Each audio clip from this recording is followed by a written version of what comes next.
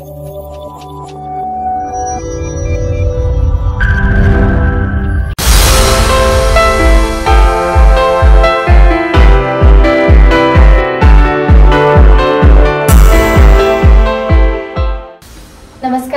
मी प्रियंका आपणा सर्वांचं पुन्हा एकदा स्वागत करते आपल्या सर्वांच्या आवडत्या कार्यक्रमात, ज्याचं नाव आहे यशोगाथा, कहाणी एक संघर्षमय प्रवासाची। यशोगाथा या आपल्या कार्यक्रमाच्या आजच्या एपिसोडमध्ये आपल्यासोबत स्टुडिओमध्ये उपस्थित आहेत जळगावातील सुप्रसिद्ध किडनी व मूत्रविकार तज्ञ आणि मधुर हॉस्पिटलचे संचालक डॉक्टर अमोल महाजन सर। नमस्कार सर, मी आर.के. रेकॉर्डिंग स्टुडिओमध्ये आपलं मनपूर्वक स्वागत करते। आज आपण इथे यशोगाथा या कार्यक्रमासाठी आलेले आहात आणि आपण प्रश्नांच्या माध्यमातून, मुलाखतीच्या माध्यमातून तुमचा जीवन प्रवास इथे उलगडणार आहोत। सर्वात आधी सर, सुरुवातीला मी विचारू इच्छिते तुमचा जन्म आणि बालपणाबद्दल। सर्वात आधी मी आपल्या सगळ्यांचे आभार मानू इच्छितो की आपण सगळ्यांनी मला ह्या आपल्या कार्यक्रमामध्ये उपस्थित राहून माझे मनोगत व्यक्त करण्याची संधी दिली। माझे मूळ गाव यावल, माझा जन्म हा भुसावळ इथला, परंतु वडिलांच्या सर्व्हिसच्या निमित्ताने आम्ही मराठवाड्यामधील नांदेड येथे बरेच वर्ष राहिलो।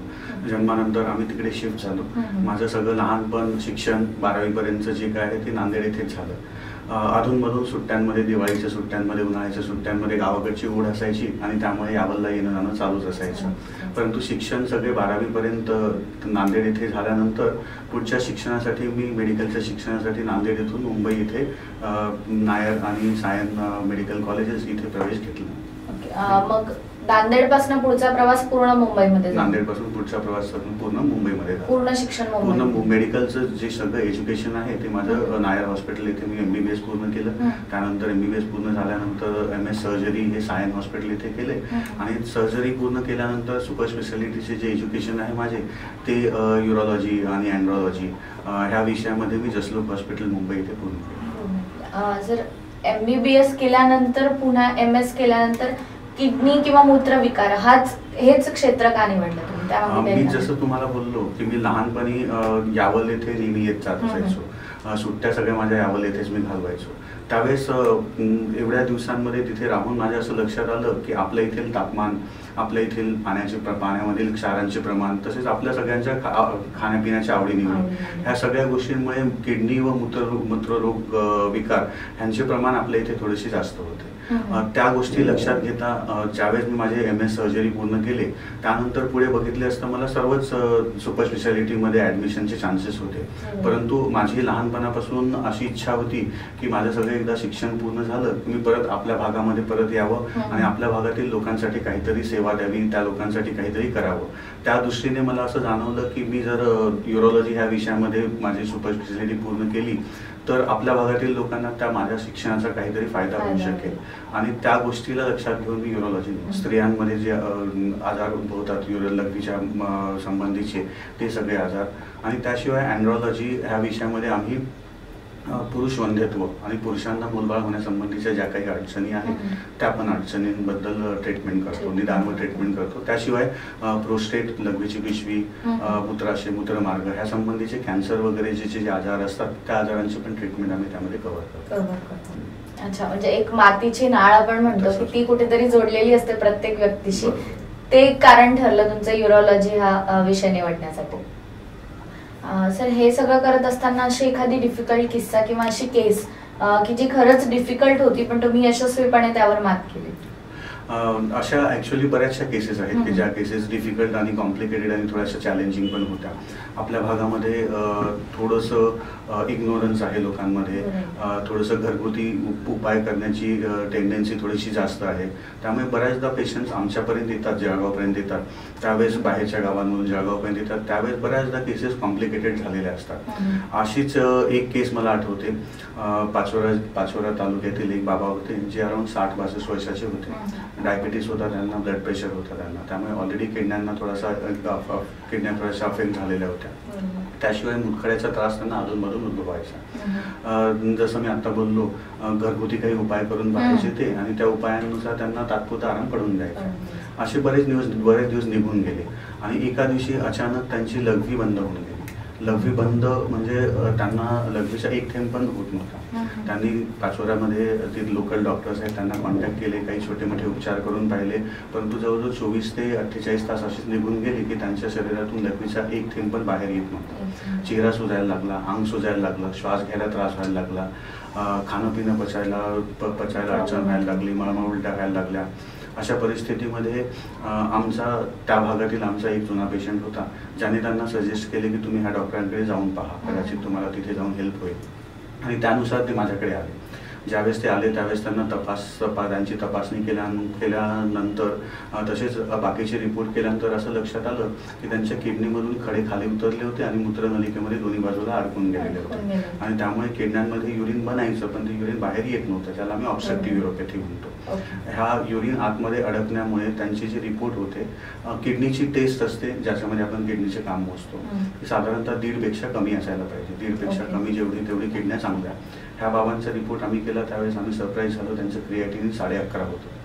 11.5 क्रिएटिनिन होतं. छातीचे एक्सरे काढले, पोटाची सोनोग्राफी केली, त्यामध्ये पोटामध्ये पाणी साचलेलं दिसत होतं कारण किडनीमधून युरिन बाहेर येत नव्हतं आणि ते पाणी सगळं पोटात जमा झालेलं होतं. त्याशिवाय छातीच्या एक्सरेमध्ये फुफ्सांमध्ये पण पाणी जमा झालेलं होतं. अशा सगळ्या कंडिशन, त्यात डायबिटीज, ब्लड प्रेशर, त्यांचं वय लक्षात घेता बाबांची तब्येत एकंदरीत बरीच कॉम्प्लिकेटेड होती. नातेवाईकांना आम्ही सगळ्या गोष्टी एक्सप्लेन केल्या. त्यांना सिरियसनेस सांगितल्यानंतर असं सजेस्ट केलं की आपण बाबांना ICUमध्ये ॲडमिट करूया आणि तिथे पुढची ट्रीटमेंट करूया, कारण त्यांचे बाकीचे रिपोर्ट्स वगैरे खूप काही चांगले नव्हते. परंतु ICUचं नाव ऐकताच नातेवाईक खूप घाबरायला लागले. त्यांनी खूप विनंती केली की जे काय शक्य होईल ते आपण इथेच करूया, कारण बाबांची काही ICUमध्ये जायची मनाची तयारी नव्हती. आणि ट्रीटमेंटमध्ये एक भाग असाही असतो की पेशंटच्या मनाची जी तयारी असते ती खूप महत्त्वाची असते. आम्ही आमचे प्रयत्न करतो, पेशंटच्या मनाची तयारी व्यवस्थित असेल तर रिकव्हरीमध्ये खूप फायदा होतो. शेवटी सगळ्या गोष्टी एक्सप्लेन करून आमची टीम जी आहे, ॲनेस्थेसिसची टीम, फिजिशियनची टीम, आम्ही सगळ्यांनी असं डिसाईड केलं की जे काही करायचं ते आपल्या हॉस्पिटलमध्येच करायचं. आपल्याकडे पण इनफ फॅसिलिटीज आहेत आणि नातेवाईकांचा आपल्यावर पूर्ण विश्वास आहे आणि आपल्या प्रयत्नांवर आपल्याला पूर्ण कॉन्फिडन्स आहे. मग आम्ही त्या पेशंटला इमर्जन्सीमध्ये ऑपरेशन केलं. एंडोस्कोपिक लेझरच्या सहाय्याने ऑपरेशन केलं. एंडोस्कोपिक लेझरचे ऑपरेशन जरी कॉम्प्लिकेटेड ऑपरेशन असले तरी पेशंटला मानवायच्या दृष्टीने बऱ्यापैकी सहज असतात. ऑपरेशन केल्यानंतर लेझरच्या सहाय्याने पेशंटचे दोन्ही खडे काढून टाकले, दोन्ही बाजूचे खडे काढून टाकले आणि एक 3 ते 4 तासामध्ये ऑपरेशनच्या नंतर जे 2 दिवसांपासून त्यांना एक थेंबही लघवी येत नव्हती, ते 3 ते 4 तासामध्ये त्यांची 7 ते 8 लिटर लघवी बाहेर निघाली. तेवढी लघवी जमा झालेली होती ती सगळी आणि त्यांच्या किडण्यांचं काम पूर्ववत सुरू झालं. 2 दिवसांच्या अथक प्रयत्नानंतर आणि औषधोपचारानंतर 3ऱ्या दिवशी ज्यावेळेस बाबांना डिस्चार्ज करायची वेळ आली त्यावेळेस आम्ही त्यांचे रक्ताचे रिपोर्ट परत रिपीट करून बघितले आणि 11.5 वरून त्यांचं क्रिएटिनिन जे आहे ते 3 पर्यंत आलेलं होतं. म्हणजे बाबांची किडन्या बऱ्यापैकी काम करायला लागलेल्या होत्या. म्हणजे धोका टळलेला होता, बाबांचा जीव वाचलेला होता आणि त्याशिवाय त्यांचा आजारही क्लिअर झालेला. त्यावेळेस अशा कॉम्प्लिकेटेड केसेस ज्या आहेत त्या कशा कॉम्प्लिकेटेड केसेस मॅनेज केल्यानंतर नातेवाईकांच्या चेहऱ्यावर जी समाधान होते, आनंद होते आणि आपल्यालाही काहीतरी अचीव केल्याची जी भावना होती ती खूपच आनंददायी होती. सर, सगळ्यांना माहिती आहे आम्हाला की तुमची पदवी आहे युरोलॉजिस्ट आणि अँडोलॉजिस्ट, त्याबद्दल थोडंसं सांगा. युरोलॉजी आणि अँड्रोलॉजी ही सर्जरी नंतरची सुपर स्पेशालिटी ब्रांच आहे. युरोलॉजीमध्ये किडनी आणि युरिन रिलेटेड जे काही इश्यूज असतात ते इश्यूज आम्ही सगळे टॅकल करतो. लाईक किडनीमध्ये किडनी संबंधीचे आजार, किडनीमध्ये इन्फेक्शन्स होतात ते विषय, किडनी संबंधीचे मूतखडे वगैरे, किडनी स्टोन्सची ट्रीटमेंट, त्याशिवाय मूत्रनलिकेमध्ये जे काही अडथळे चोकअप असतात ते, किडनी, मूत्रनलिका, मूत्राशय ह्या संबंधीचे कॅन्सरचे आजार, लहान मुलांचे मूत्रमार्गासंबंधीचे आजार किंवा जे कंजेनायटल गँग्स असतात ते आम्ही रिपेअर करतो. त्याशिवाय स्त्रियांमध्ये डिलिव्हरीनंतर किंवा वयोमानानुसार जे काही लघवी संबंधीचे, मूत्राशय संबंधीचे आजार असतात ते आजार आम्ही बघतो. आणि वयोमानानुसार, वाढत्या वयानुसार पुरुषांमध्ये पुरुष ग्रंथी वाढते, त्यामुळे लघवीला जे उद्भवणारे आजार आहेत ते सगळे आजार आम्ही बघतो. त्याशिवाय अँड्रोलॉजी ही जी ब्रँच आहे, युरोलॉजीची सोबतची जी ब्रँच आहे, अँड्रोलॉजीमध्ये पुरुष वंध्यत्व, पुरुषांना मूलबाळ होण्यासंबंधीचे ज्या काही अडचणी आहेत त्या अडचणी पण आम्ही सगळ्या मॅनेज करतो. सर, आता सध्या जी आपण सगळेच फेस करतोय कोविड सारख्या आजाराला, त्यामध्ये OPD सुरू असतानाची काही घडामोडी, काही अशा गोष्टी? कोविड हा आजार सगळ्यांसाठी जसं सगळ्यांनाच माहिती आहे की अनएक्सपेक्टेड होता.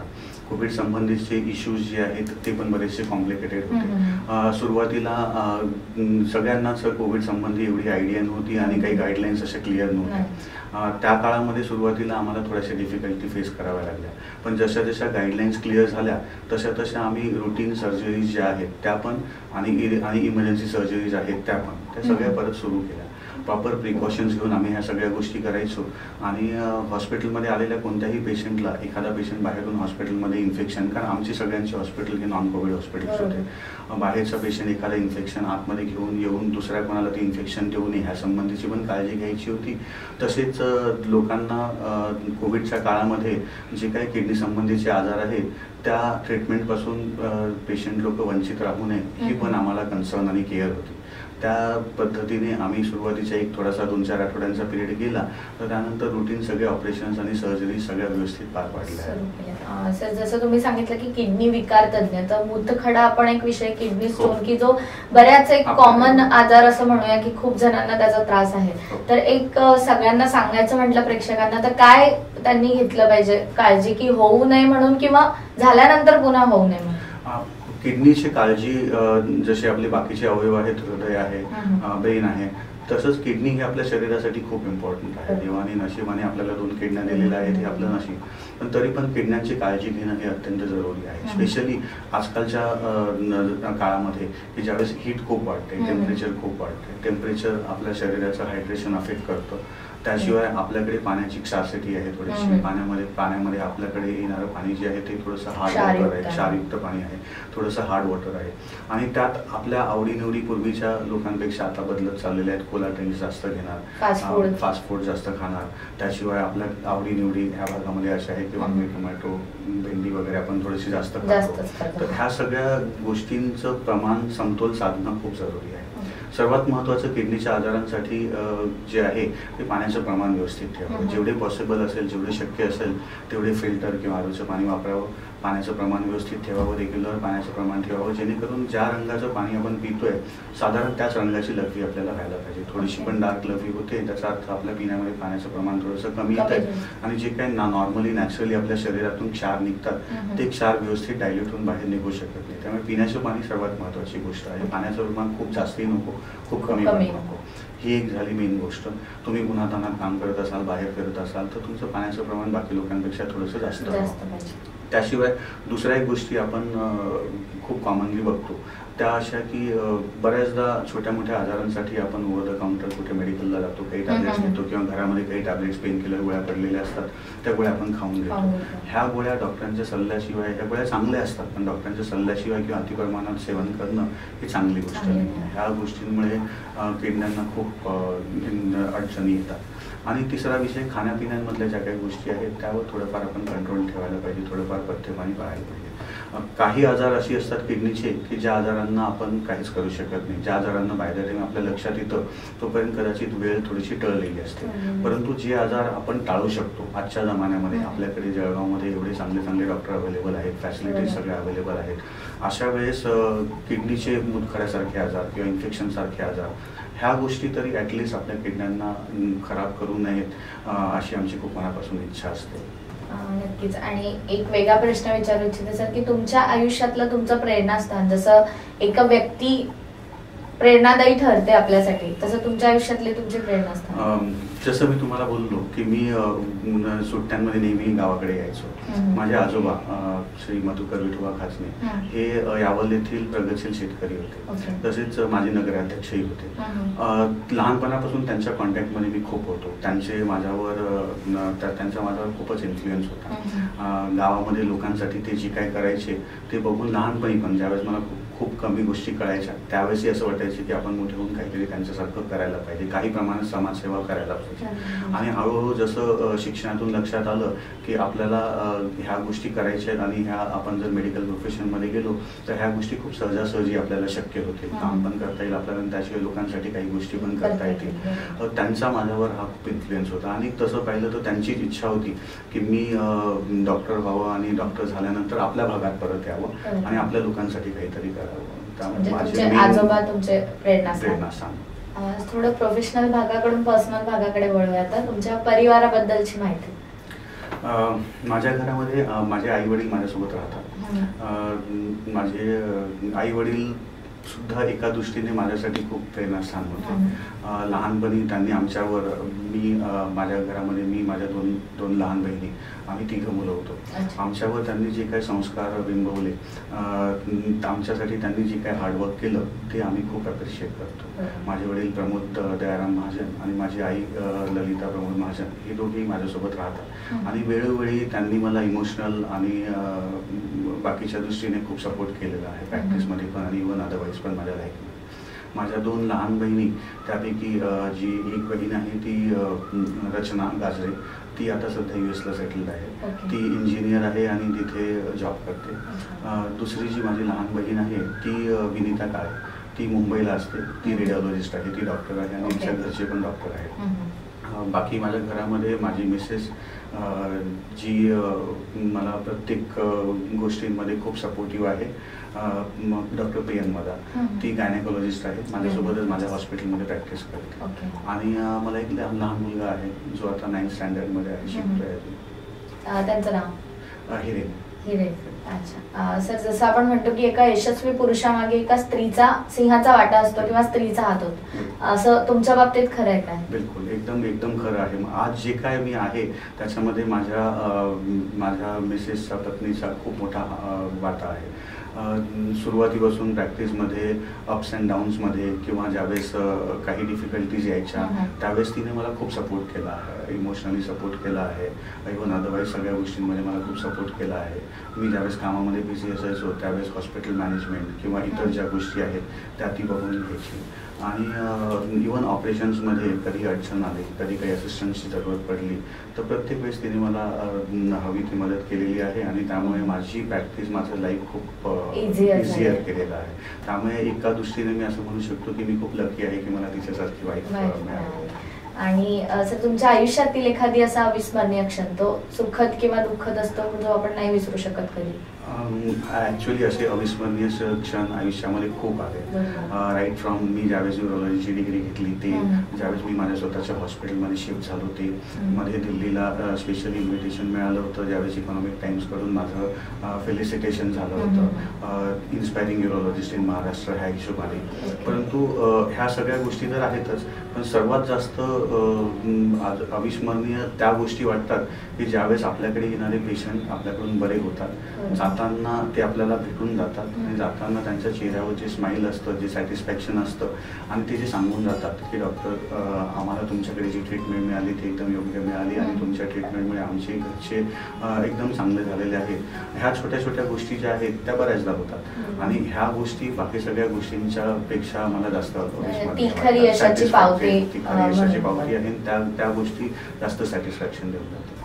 हे सगळं करत असताना सर, आता तुमचं भविष्यातलं नियोजन किंवा विजन? प्रोफेशनली बऱ्याच काही गोष्टी अजून मला करायच्या आहेत. मागच्या 14 वर्षांमध्ये बऱ्याच काही गोष्टी मी करू शकलो, त्याचं समाधान तर मला आहेच. पण त्याशिवाय लोकांसाठी अजून काही करण्याच्या इच्छा आहे. त्यामध्ये जे काय ऑपरेशनच्या पद्धती आहेत त्या ऑपरेशनच्या पद्धती, मेडिकल सायन्स खूप फास्ट प्रोग्रेस होत आहे. दिवसेंदिवस पद्धती नवीन येत आहेत आणि दिवसेंदिवस नवीन टेक्नॉलॉजी येते. त्यानुसार आमच्या हॉस्पिटलमध्ये लॅप्रोस्कोपी, एंडोस्कोपी, लेझर सर्जरीज वगैरे सगळे आम्ही आतापर्यंत अवेलेबल करून दिलेले आहेत. त्याशिवाय वेळोवेळी आम्ही कॉन्फरन्सेस अटेंड करतो, वेळोवेळी वर्कशॉप्स अटेंड करतो. आजकाल वेबिनारवर बरेच काही माहिती मिळते. ह्या सगळ्या गोष्टींची माहिती घेऊन लोकांसाठी ज्या अजून ॲडव्हान्स टेक्निक्स आहेत, बऱ्याचशा सर्जरीज आपल्या इथे अशा होतात की ज्या बाहेर देशातही त्याच सर्जरीज कॅरी आउट केल्या जातात. तशा अजून काही सर्जरीज, अजून काही टेक्निक्स, अजून काही इन्स्ट्रुमेंट्स अवेलेबल करून लोकांच्या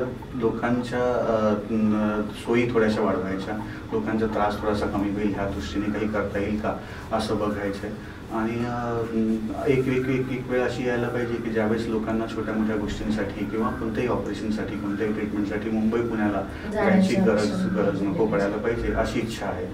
प्रयत्न चालू आहेत, त्याच्यात कितपत यश मिळेल ते जसं वेळ नक्कीच. आमच्या सगळ्यांच्या शुभेच्छा तुमच्यासोबत आहेत. लवकरच तुमचं जी मनोकामना आहे ती लवकर पूर्ण हो अशी आम्ही प्रार्थना करतो. आणि सर, आता तुमचे हितचिंतक काही किंवा तुमचे पेशंट्स हे तुमच्याबद्दल काय बोलू इच्छितात ते आपण पाहूया. नमस्कार. विश्राम धर्माधिकारी, राहणार जळगाव. साधारणतः मला 2014 साली युरिन स्टोनचा खूप असा त्रास जाणवत होता. मला तो त्रास अतिशय असह्य होत होता. त्यावेळा मला जळगावचे डॉक्टर, सुप्रसिद्ध डॉक्टर अमोल महाजन यांच्याकडे गेलो आणि त्यांनी त्वरित असे उपचार करून त्या युरिन स्टोनचा जो उपाय आहे तो केला. त्यांनी तो युरिन स्टोन जो आहे माझ्या शरीरातनं बाहेर काढला. त्यामुळे मला होत असणाऱ्या असह्य वेदना या कमी झाल्या आणि तसेच यापुढे युरिन स्टोन होऊ नये म्हणून काय काय काळजी घ्यावी, कोणते पथ्य पाळायचे, कोणत्या गोष्टी करायच्या, कोणत्या गोष्टी आपल्या आहारात घ्यायच्या नाहीत, असं त्यांनी वेगवेगळं मार्गदर्शन मला केलं आणि त्या मार्गदर्शनामुळे मला पुढे कुठलाही युरिन स्टोनचा त्रास जाणवला नाही. मी डॉक्टर अमोल महाजन यांचे खूप खूप शतशः आभार मानतो आणि त्यांना पुढील वाटचालीसाठी शुभेच्छा देतो. Happy doctor. थँक्यू. सर, आजची जी तरुण पिढी आहे, कार्यक्रमाच्या समारोपाकडे वळताना मी प्रश्न विचारू इच्छिते की आजची जी तरुण पिढी आहे जी डॉक्टर क्षेत्रात येऊ इच्छिते किंवा काहीतरी यश संपादित करू इच्छिते, त्यांना तुम्ही काय मेसेज द्याल की त्यांना काय सांगाल की त्यांनी काय केलं पाहिजे? आपली भावी पिढी ही आपल्यापेक्षा निश्चितच 2 पावलं पुढे असणार आहे. नवीन टेक्नॉलॉजी, हार्डवर्क ह्या सगळ्या गोष्टी सोबत घेऊन ते नक्कीच आपल्यापेक्षा पुढे भविष्यामध्ये काहीतरी चांगलं करतील ह्याची मला पूर्ण आशा आहे. मी फक्त त्यांना एकच गोष्ट सांगू शकतो की हार्डवर्क, डिसिप्लिन ह्या 2 गोष्टी अशा आहेत की त्या 2 गोष्टींमध्ये कोणत्याही प्रकारची तडजोड तुम्ही करू नका. त्याशिवाय तुम्ही जे काय अचीव करणार आहे आयुष्यामध्ये ते नक्कीच आजपेक्षा, आमच्यापेक्षा बरेच काही मोठे असेल. परंतु एक गोष्ट कधी विसरू नका की आपण जे काय अचीव करणार आहे त्याची आपल्या समाजाला काही ना काही प्रमाणामध्ये मदत व्हायला पाहिजे. आपल्या समाजाला आपण आपल्या शिक्षणातून पुढे घेऊन जायला पाहिजे. त्यांच्यासाठी आपण काहीतरी करायला पाहिजे. ही जाणीव ठेवून तुम्ही जे काय कराल ते करावे, एवढीच एक इच्छा आहे. बाकी तर सगळं ठीकच आहे. सर, खूप छान वाटलं तुम्ही आज इथे आलात. तुमच्या बिझी शेड्यूल मधून थोडासा वेळ आम्हाला दिला. मी अजून जाणून घेतलं आपल्याला आणि खूप छान वाटलं तुमच्याशी गप्पा मारताना. मी आभार मानते की तुम्ही इथे आज आलात आणि आमच्यासोबत गप्पा मारल्या. मी पण जसं तुम्हाला बोललो की खूप आभारी आहे की तुम्ही मला तुमच्या कार्यक्रमामध्ये बोलवलं आणि माझं मनोगत व्यक्त करू दिलं. थँक्यू. तर आज आपल्यासोबत होते जळगावातील सुप्रसिद्ध किडनी व मूत्रविकार तज्ञ डॉक्टर अमोल महाजन सर, ज्यांच्याशी आपण आज मनसोक्तपणे गप्पा मारल्या, ज्यांची यशोगाथा आपण इथे उलगडली आज प्रश्नांच्या माध्यमातून. आजच्यासाठी आपण आज इथेच थांबूया. पुन्हा भेटूया एका नवीन एपिसोडमध्ये एका नवीन व्यक्तिमत्वासोबत. तोपर्यंत नमस्कार.